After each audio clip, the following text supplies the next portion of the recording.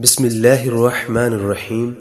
محترم ناظرین، کیا آپ جانتے ہیں کہ ایک چھوٹا سا عمل آپ کی زندگی میں بڑی خوشیاں لا سکتا ہے؟ آج آپ کو ایک ایسا واقعہ سناؤں گا جس نے ایک غریب انسان کی زندگی بدل دی، صرف ایک چھوٹی سی نیکی کی برکت سے۔ ایک گاؤں میں ایک غریب مزدور رہتا تھا۔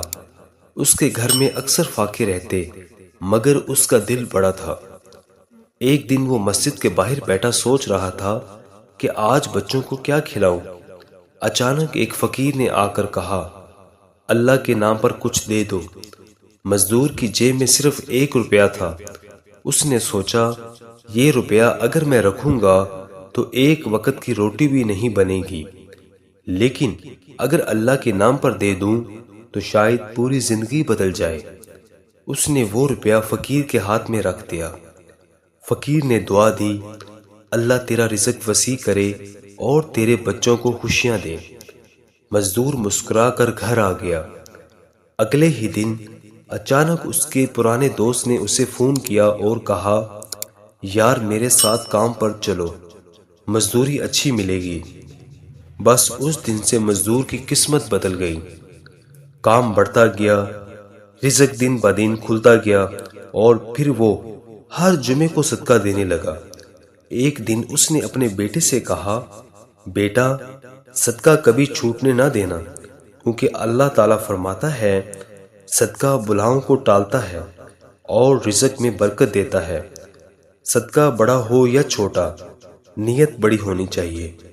یاد رکھیں، صدقہ صرف مال نہیں، مسکراہٹ بھی صدقہ ہے۔ کسی کی مدد کرنا، کسی کے دل کو خوش کر دینا بھی صدقہ ہے۔ اور جب تم اللہ کے لیے دیتے ہو تو اللہ تمہیں اس سے زیادہ واپس لوٹا دیتا ہے۔